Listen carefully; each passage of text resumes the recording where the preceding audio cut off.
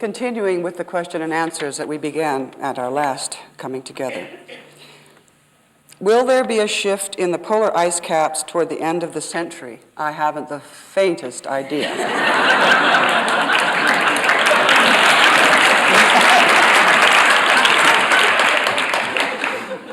You have to understand that anything that is predicted is based on a particular moment when it is seen. It has about it the moment that it's being looked at.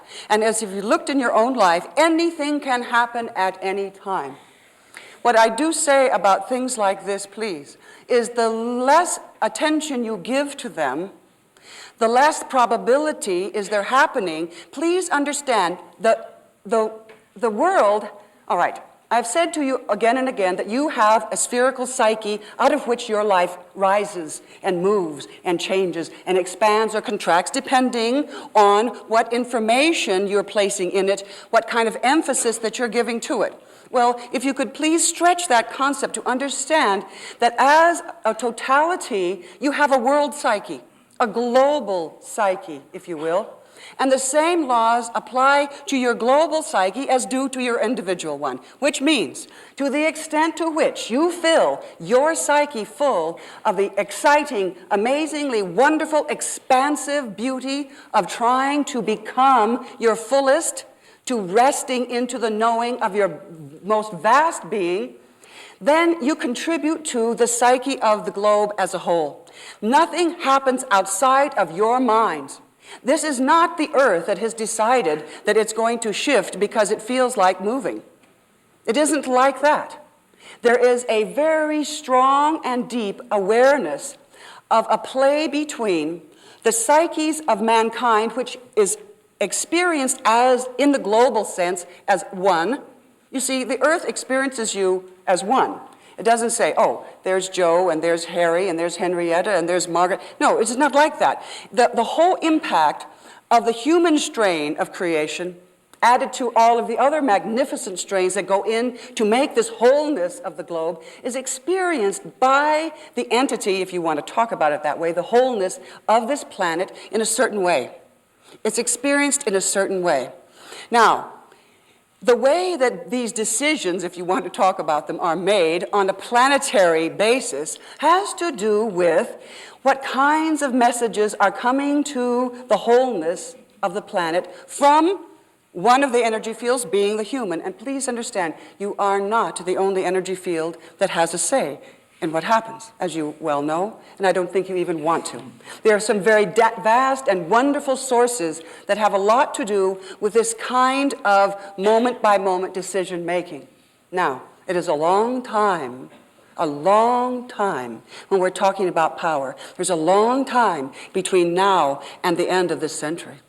If you will just look back 10 years, 20 years, if you want to really stretch yourself, 50 years. And think of where this planet was 50 years ago and the things that have happened to it. Then you will understand that these kinds of predictions are made from a linear model, given the moment and what they see, what their own fears are, and what the fears of the group that they are in relationship. The one thing I ask about all of you, please, is to keep remembering the amazingly wonderful, dynamic, creative power that is absolutely at the fingertips of your being all the time. The difficulty in so many people's lives is that they feel bored. They're bored because they're stuck. And so things like this, I'm not saying that the person who asked this question is this kind of person, but it tends to go and become important to people who are looking for big events to make themselves feel excitement, wonder, something exciting to push against. But the more of your awareness that you can give to that basic, delightful expansion of the wonder of your being, if that stands as the primary function, then we don't need to be concerned with these things. I will tell you this. If it happens, you will cope.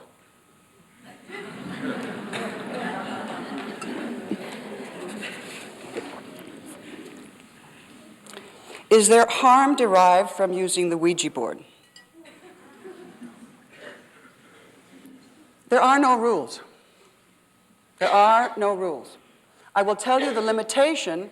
Now, you all, or many of you, are aware of some of the best material that has come through in the particular format that we're using today with certain variations has come through Jane Roberts, who began her work on the Ouija board.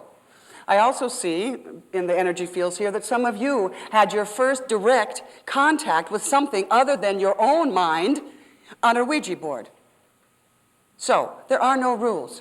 The thing to remember, please, when you use something like a Ouija board is because it is located so close to the earth plane. I mean, it's right there, isn't it? I mean, it's made of some substance that comes of the earth. You have to use your own hands to put on it. There is then, of course, the dialogue between you and other and any kind of little formations that might be taking place there. The difficulty with the Ouija board is it's very difficult to access the very highest kind of material, and the greatest danger, and please understand this word, there are a lot of astral bums wandering around. And no blame. I mean, why not? You know, there are bums everywhere in the world, and they have their wonderful truth to bring. But when you want to ask about something about your own life or something that has a very deep meaning, please beware in using anything like this, because those other awarenesses can very much come close and influence the outcome on the board. So use your common sense at the same time. There are no rules. Would I use it as my only means of finding God? No. Can they be harmful? Yes, to the extent to which you allow them to just fill you with anybody who happens to be wandering around. So take precautions. I'm being very practical. Take precautions. Ask who is there. Do you come in the name of the Christ or whatever? Make sure the answer is clear, and then go ahead. I don't recommend it for long-term awareness, but it is not to be denied that some very magically wonderful information has come through. No rules, please. Just use your own common sense. Someone asked me to explain why I dislike using the word channel for what is going on here. And the word channel to me always brings forward images of plumbing, you know. You channel, you know, you have this vessel, in this case a body, and there's an opening at the top, and somehow something is poured into it, and then it plays through the system and hopefully goes out the other end or something gets rid of it. This is the plumbing procedure. And this negates the basic truth of what happens in what I would call inspirational awareness.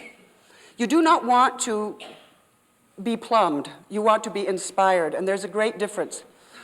Look, they say that you cannot look on God and live. Now, what does this mean? It means simply, in one way of talking about it, that, you know, if you open up the top of your head and pour God in, you're probably going to fry your brain.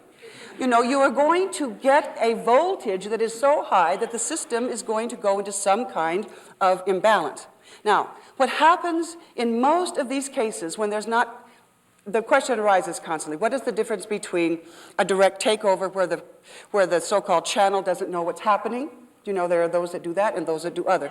The difference is that this is an inspirational event that is available to any one of you. What happens is simply that that energy field, which you call upon, and it can be any that you choose, at your call, at your heart call, it moves toward you, and it expands and inspires and brings wonder to your own consciousness. It does not go in and blast out whoever's there and say, it's my turn, you know, go away, and then when I'm done, you can come back. You see, just to use the thoughts in your own mind, a friend is one who comes in and sits in your presence and shares with you, and you feel their presence, and you give back to them, and they to you, and there's an opening back and forth of wonder. And that's what I asked you to think about. This event, if you put it in the plumbing field, is going to be very, very specialized. And it is not the way of it. You have the capacity to be inspired by the vastness in any moment of your life. So please, you know, When the saints talk about it, they talk about the quickening, the quickening. Well, what happens is, if you get around a very large energy field that's larger than your own, and it starts coming closer and closer to you, it begins to quicken your energy field. You begin to feel alive in a different kind of way. And that's precisely what happens here. And it's precisely what can happen to you. So no separation, please, because if we go back to the channeling, then we have to figure out how do you open the top and, what kind of mechanism do you use to open it and how do you cram it down in, and all of these images which belie the truth. Those of you who have worked with the Comforter, and I see that there are several of you, in fact, more than several that have done so, it is not as if something enters you and displaces.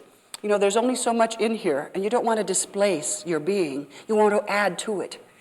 You want to become inspired. You want to become enlightened. It's precisely what calling in things like the Comforter can do, is to quicken your field of power and wonder so that the eyes open in a new way, so that the being responds to the world in a new way, so that the feeling tone within you is now alive in a way that it was not before.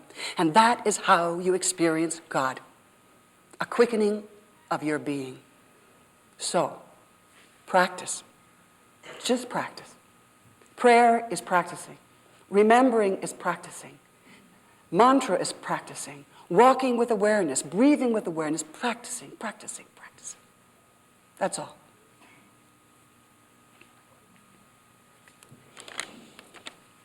Is it important to know about past lives to know your present purpose? No.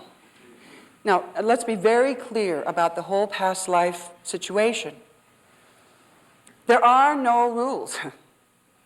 Some of you are very, very excited about and delighted by the coming into awareness of past lives.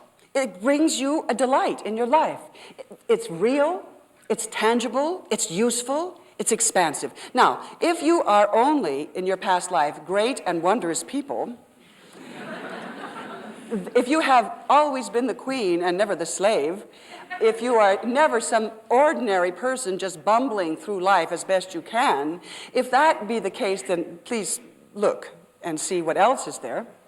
But there's absolutely nothing wrong with the coming into awareness and alignment with past lives, should that be something that delights you.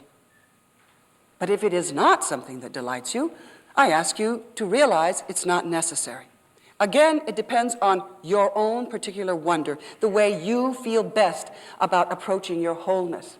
So please, no rules, but at the same time, the one thing to watch for when you are going into a past life, and really do so, realize what you are doing. You are going into a part of your wholeness that is relatively dormant because it's in a past situation. You find yourself back in it, and what you do literally on an energy level is you bring part of that back into this lifetime. You're talking about energy. What you do is you dip down into part of your psyche and say, that's what I want, and you come and you bring it back into your present life. Now, it's this dealing with it in your present situation that can be difficult if you're not aware of what you're doing. If you have done it well, those trace patterns will become alive in your present life. This is why some of you have done a good job of it by going back into your past, into lifetimes when you were strong and alive and dynamic and possessing a quality of being that you in this lifetime feel a lack for. Do you see how that works? Then you bring it in and you say, that's part of me too. If I did it then, I can do it now. Then you become greater in the sense of more aware of your vastness. Do you understand?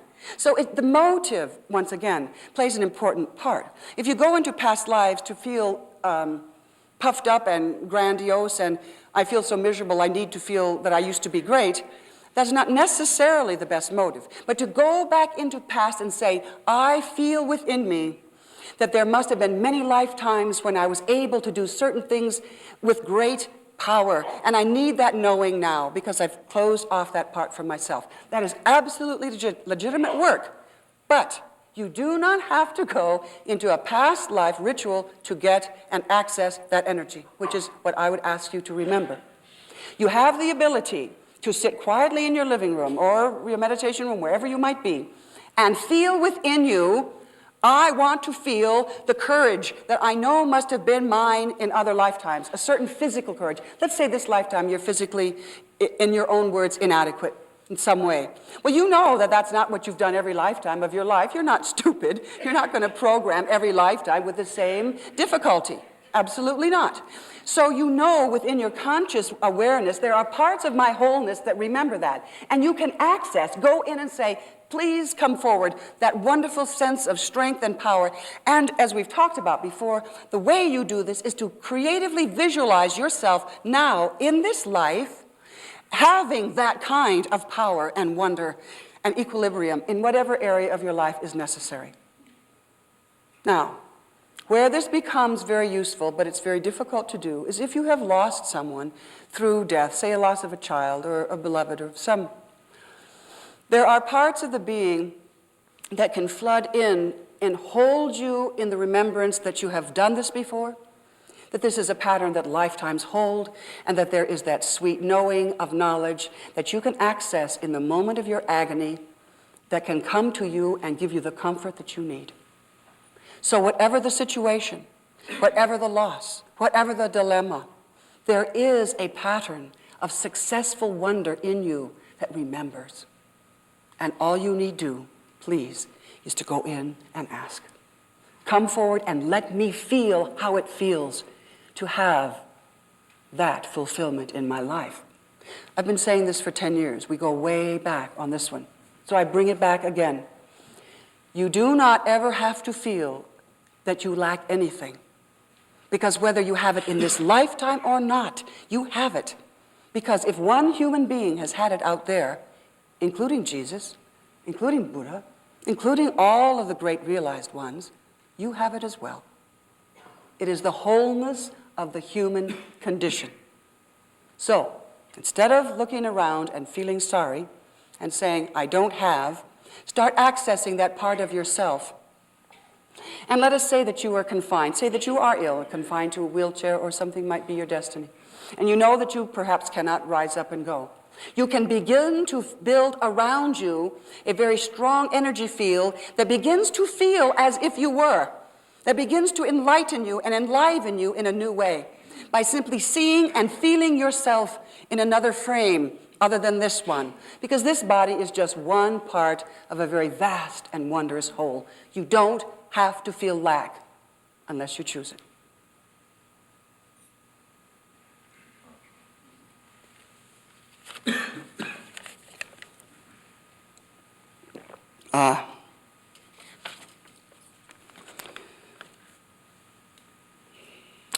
You have made the statement, do not be concerned with karma, there is no such thing. This is how your past karma comes and catches you out.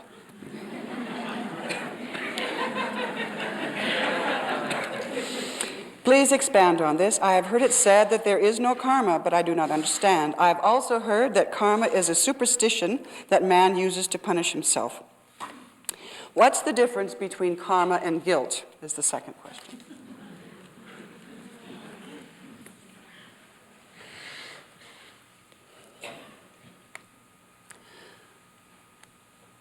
The idea of karma, as understood by most of you, has to do with the idea of a little soul that enters the earth plane and grows and grows and grows and grows and bashes along a linear path to enlightenment. And given that model, karma makes sense. You do this, that happens, and so on, in some kind of a linear situation. I understand that.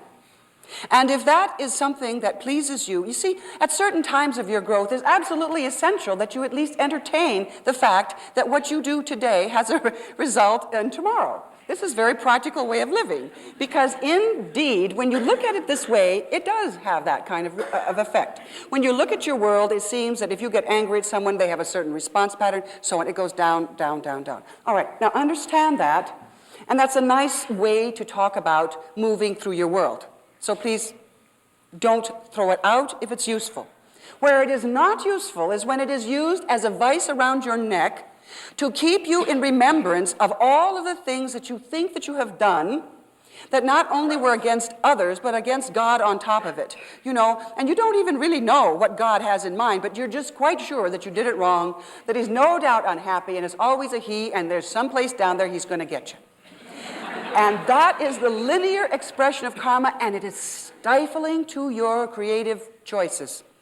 Because if you believe in that linear model, how are you going to have the courage to break out of all the existing belief structures that the world presents to you and start to live in a new way? And I've told you again and again that you've got to break out of your old constricting ideas and become awakened to something that's vaster and happier and looser and more delightful. How do you reconcile these? All right, I've asked you again and again to begin the process by going inside. Everything begins inside. By going inside your psyche, inside your being, and sit there with yourself and just feel the energy around you, not with any kind of thought in mind. To start, if you can, walking, to walk, to go out into the fields, into the mountains, to begin to push, to just move your body, to just begin to be alive in your body in some very easy way, or to just sit in your chair if you cannot do this, to envision yourself alive and in motion, all's well, and to create a feeling around you of the wonderful integrity of this moment, of you, of everything around you, and hold that remembrance of the perfect wonder of the excitement of this journey.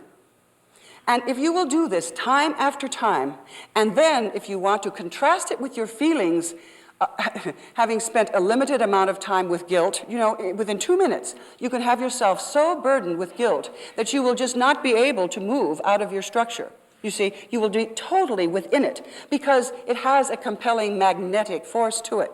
I'm telling you that you can create an energy field around you, please hear this, that will repel guilt.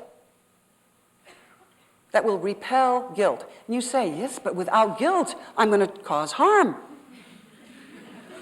You see, that is what they tell you. That without this mechanism of guilt, that you are going to run amok. And I will tell you that this planet believes in guilt at a maximum rate. And they are already running amok. So there is...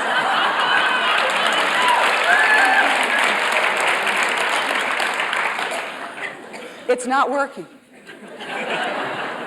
It's just not working. In the beginning time, it wasn't necessary because the integrity of the moment so filled you.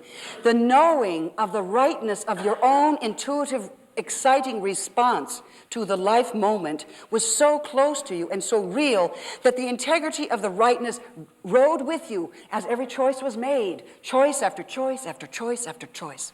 But when someone came in and said, wait a minute, you have a problem here, I will now tell you what your response is. Someone gets in between. This morning there was a comment, it's time to get rid of the middleman, or in this case, the middlewoman, whichever happens to be your particular delight. But you've got to get away from that moment of saying that there is another persona, there is another person that is somehow going to translate my moment for me. And that takes you one moment removed. Now, all guilt is in the mind. All guilt is in the mind. The body does not understand guilt. What the body understands is you saying to the body, there has been some trouble here, please close down. That's what you say. The body says, yes, dear. Yes, dear. I've got it. Close down. It doesn't go and say, are you sure, dear? Should we think about this? What's happened? You see, the body responds. It just says, you know, I say again and again, the integrity of this magnificent body is that it wants in all of its fullness to do what you want it to do so that you can be at ease in what it knows to be a very difficult environment. Have you noticed? This is a difficult physical environment. And the body knows that. And its first and only delight and directive is, how can I help? How can I help? Oh, I see. Now, sometimes you say to the body, I want you to start creating some pain around certain events because I don't want to do them. All right. Obviously, many of you, this happens in, let's just take one example. This can happen in, adolescence as you're growing up and the sexual issue comes up. I will tell you that a lot of you with back problems look there because the message is hold it down, slow it down, make it so painful, stay out, get away. So that whole area then, the cellular structure just simply says to it, close down, slow it down. Let's not just move with power and energy and motion. Let's not. Let's close it down. Let's be afraid. Do you understand? The body says, all right. It seems to the body that this is safer for you.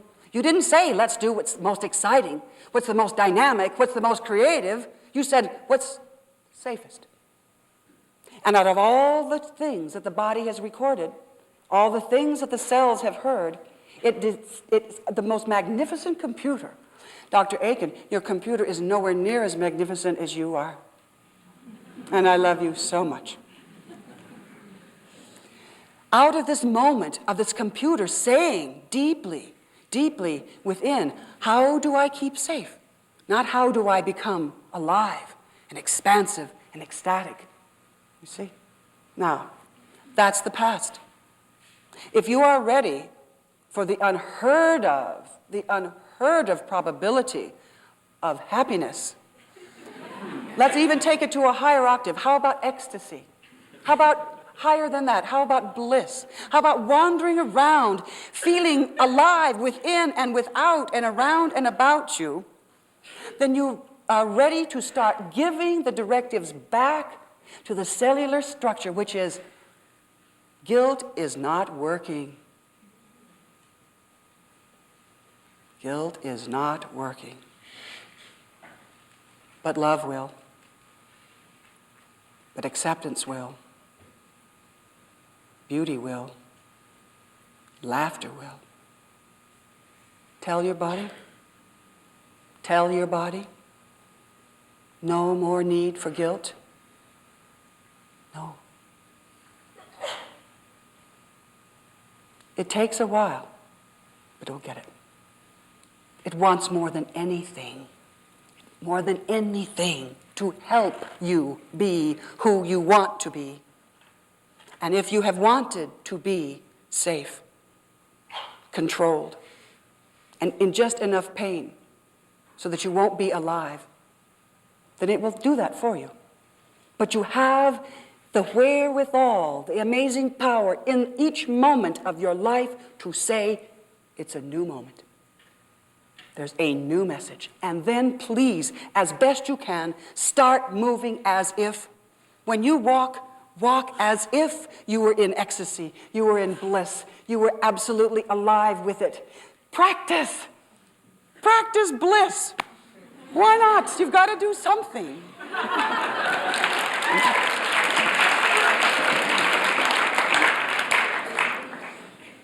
It has everything to do with everything. And the cells which have had this message of the dirge of fear, that if you do allow it to begin to feel life flooding through you, that somehow all this is going to go awry. I want to tell you something, my friends. You are so much more reliable than you know. Do you think on a magnificent day like this, beautiful day, you would cram yourself in a room like this? Do you really think that your being is the kind of being that would allow you to harm consciously? It is not true. It is not true. You can talk about the lessons that one learns as one moves through lifetimes, and the one thing that most of you in this room know is harmlessness makes you feel better. It's not because it's right. It just feels better. Being harmless feels better, and so you choose the willingness to do it. It is not because God said you had to. It is because, you see, most of you have come far past that point. It's because your being says, I sing in a different tone of awareness when I'm totally harmless.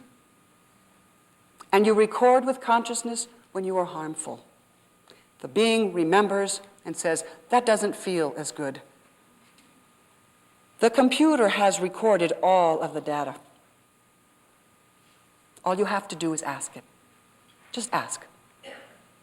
To begin this day, to start to walk in a feeling of joy and bliss and ecstasy. Oh, very heady words. I can see some of you saying, oh dear, I don't know. I don't know. What would I say, for example? What would I talk about? What would I think about? But I ask you sincerely this day to begin that feeling. Guilt is in the mind. The body does not know what guilt is. It only knows what you have said safety is, and that's a different word.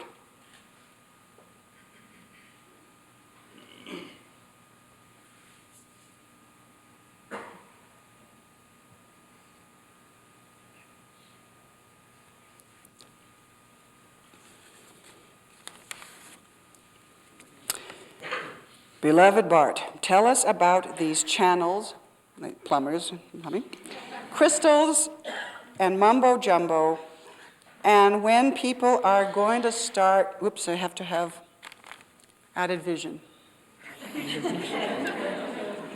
Tell me about these channels, crystals, and mumbo jumbo, and when people are going to start living their truth instead of standing outside their lives and forever processing.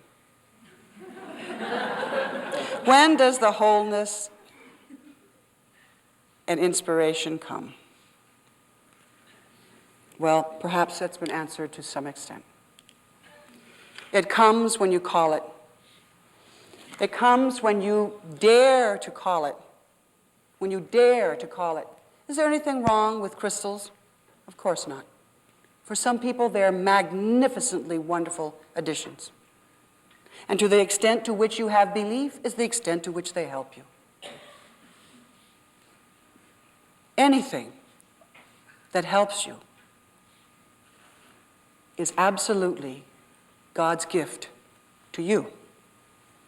This particular person sounds like he or she, I suspicion a man, perhaps not, is getting ready to stop being a seeker and is ready to become a finder.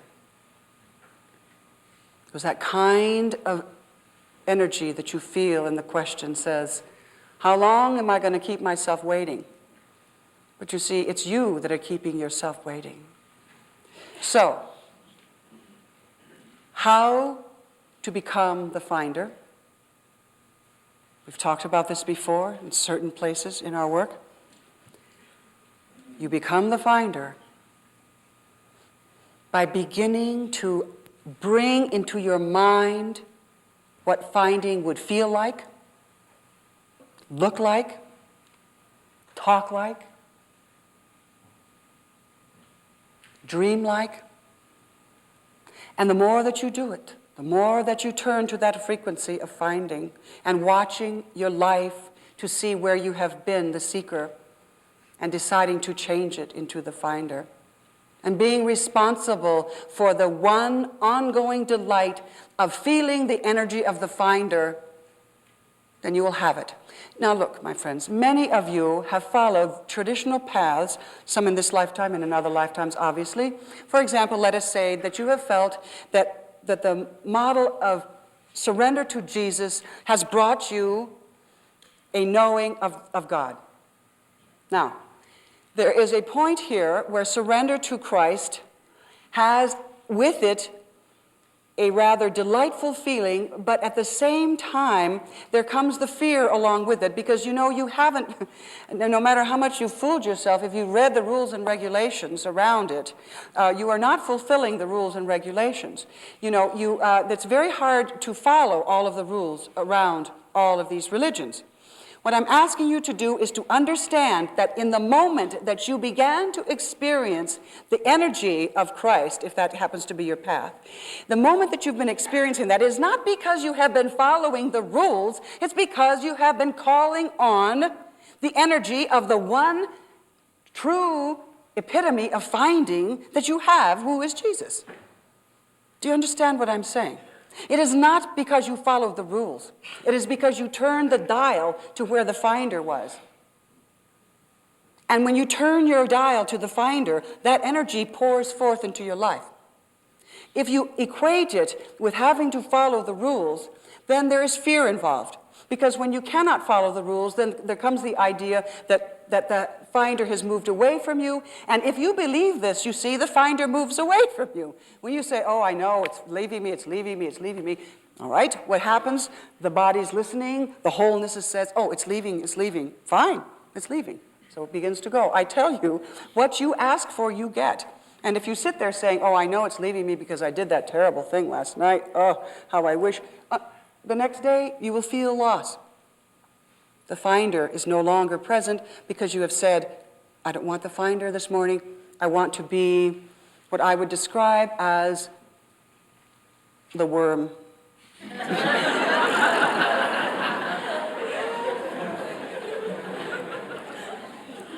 And you know, you do your lives that way a lot, my friends, if I might just make this small remark. You do, you know, your lives go from being that exciting moment of the finder, meaning I'm full of the explosion of the moment and I'm so alive with this, and then the next morning, oh dear. Or the next moment, oh dear. Feeling your wholeness, daring to feel your beauty, your wonder, your power. Oftentimes the next moment, in order to balance out what you think to be arrogance, we have the worm.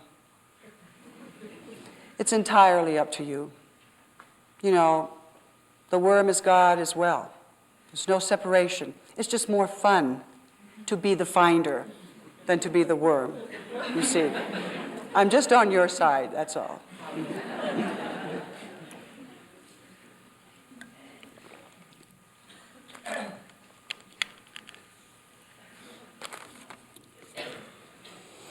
In the Buddhist way of looking at life, they speak of the doctrine of anatta, no solid center of human personality.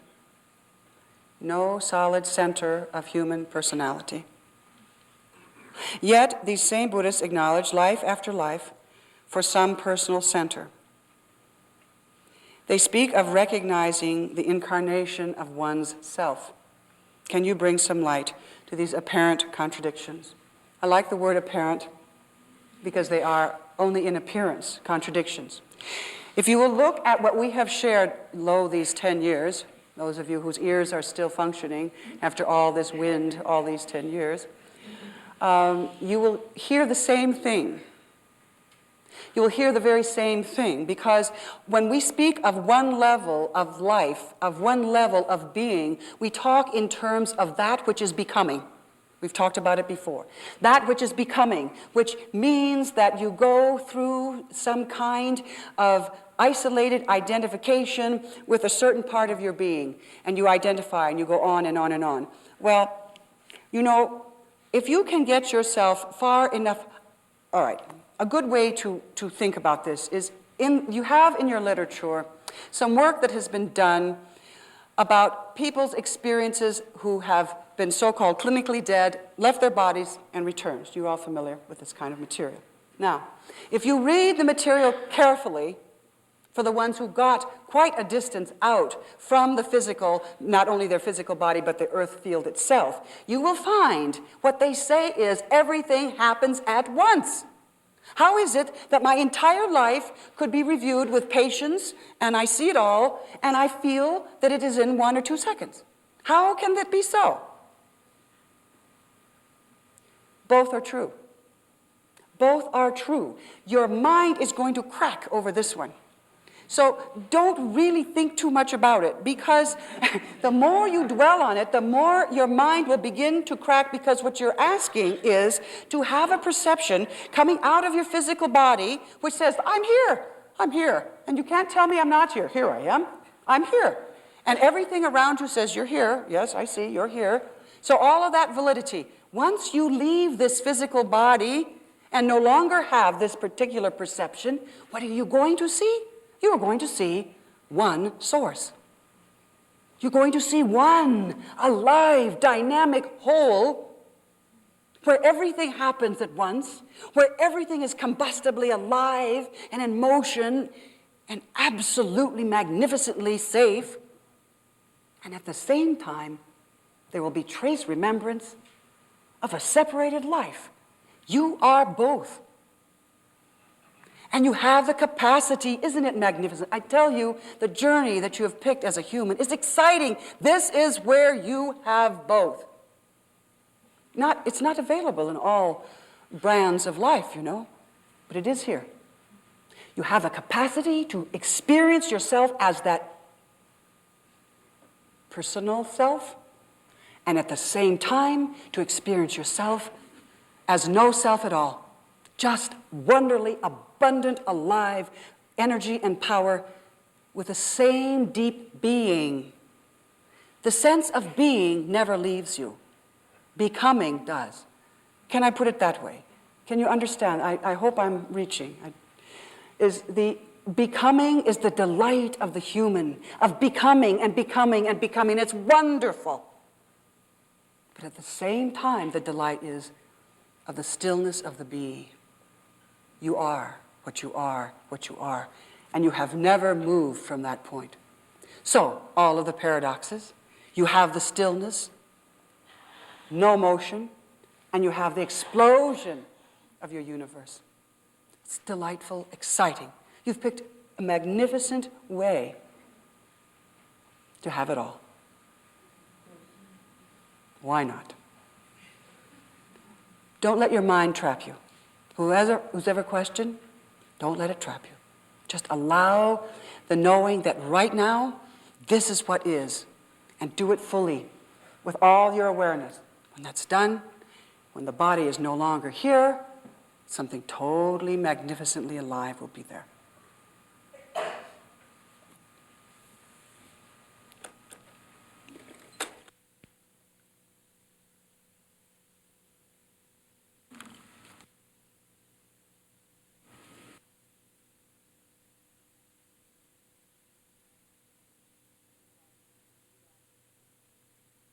I do like this question. What is the eternal effect of love from one soul to another in one lifetime or many lifetimes?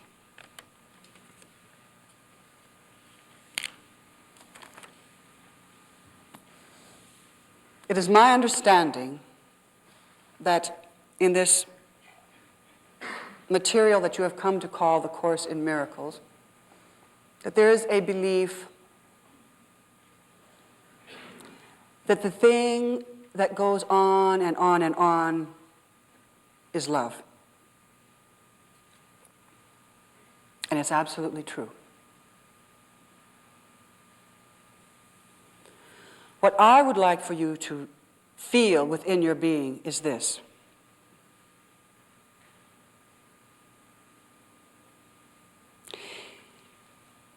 If you postulate that you are on a journey, and your journey is to go around the globe, and let's proceed that you do so. When you come home and talk to your loved ones about it, you are not going to bring back the color of every pebble that you stepped upon, the view of every leaf on every tree, the feeling of every moment on your journey. What you are going to come and give to them as their gift is those things that so moved you, that you yearn to share them. Now, some of those can be difficult, some of those can be magic, but here I am, and this is my gift, and these I share. When you end your life here in the physical body, there will be, I don't like to call them spirits because that sounds something very strange, but there will be magnificently alive life patterns of energy hanging around there to welcome you. And what they are very likely to say is, what out of your life do you want to show me? They don't sit you down and say, what did you do? Why did you do it?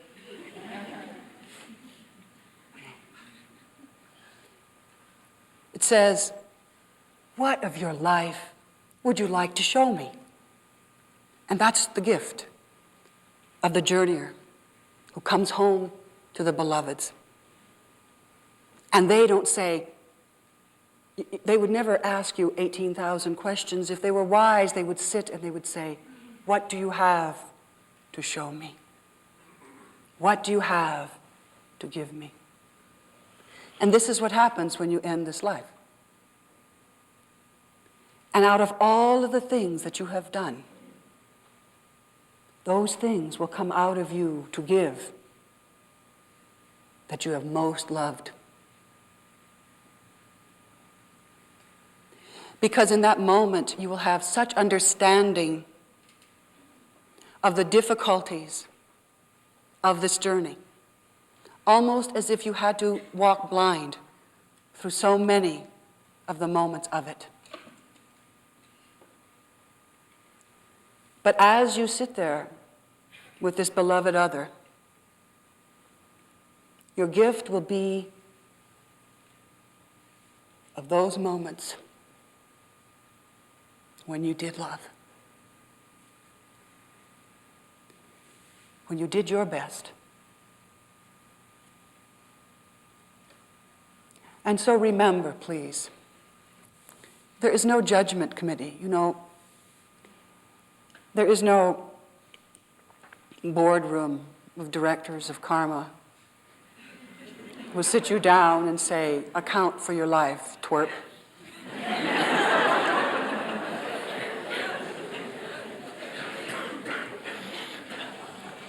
There will probably only be one. Because to tell you the truth, one great being of light is about all a newly freed soul can handle. And it will ask you, tell me about your journey.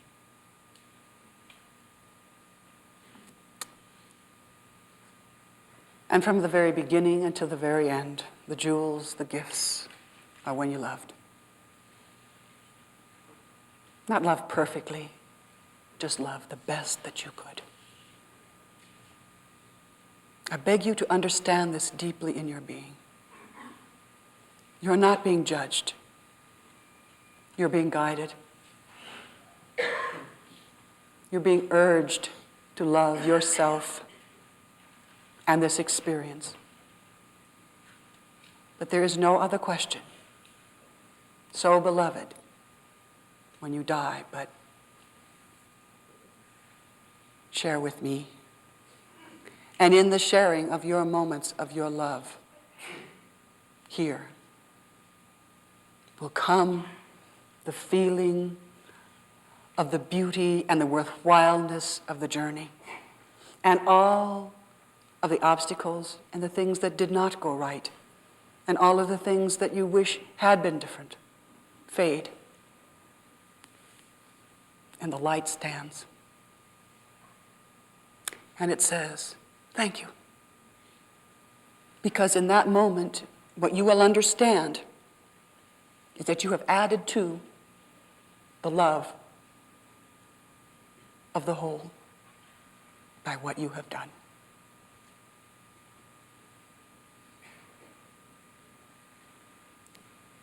And every time someone dies and is asked and shares, and no one comes up empty-handed, no one, then the wholeness is more full of love. There's more of it in a way that you will understand once again when you choose to leave this body. No love ever dies. You carry it with you in your being and give it as a gift.